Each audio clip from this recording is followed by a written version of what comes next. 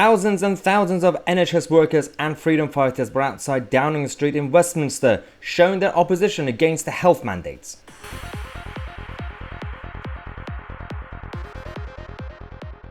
It was huge earlier today, and I've got some more footage for you guys later on. We need to do some editing, of course, for probably either later tonight or tomorrow, first thing tomorrow. But let's talk about exactly what happened today and what is this new battle that's going on. So this is the image that we have from inside the BBC building, the broadcasting house in central London. The crowd were amazing. They were huge. And this time, as you guys know, for the past 2 years, we've had a coalition of different groups protesting, Freedom March.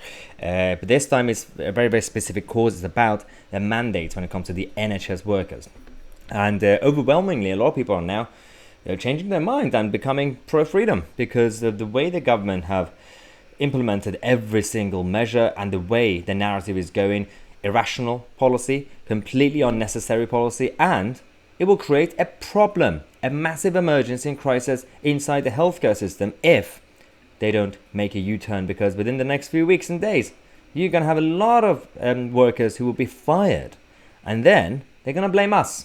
And then they're going to blame the Labour Party are going to blame the Tories for privatising the NHS. The Tories are going to blame every single person who's against measures, and then you're going to have all the other people saying, well, it's Brexit's fault, and then they say, well, let's just go and stay at home and clap for the NHS. The biggest and most powerful thing I saw today is this, that care workers, NHS workers, were giving up their uniforms, and this is the footage that we have for you guys. Let me just show you a couple of them. This is the first one.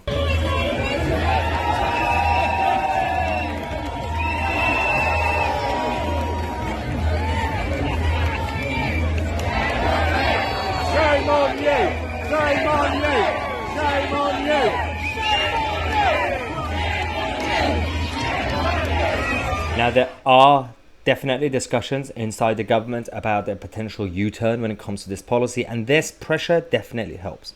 The more we continue peaceful and civilized movement, not like France, we don't need to burn cars, we don't do that sort of stuff, but this works. This definitely works because there has to be a U-turn. There has to be a second thought, second opinion, as they say. But also, just generally speaking, in terms of the crowd, this is what we had.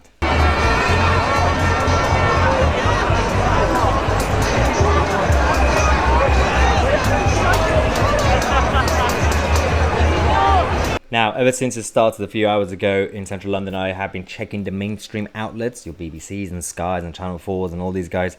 And whenever they actually report on it, they keep updating their page and headlines. And what they do is they label people, the ordinary freedom fighters who go to these protests, the Freedom March.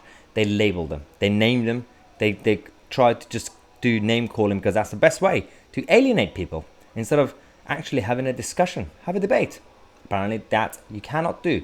I'm actually, because I live around central London, I don't know if you can hear, there's a helicopter but also massive shouty stuff going on outside, so apologies for a background noise. If in case, I think the microphone should be alright, it will do noise cancelling, but in case if you hear something, it's because of central London.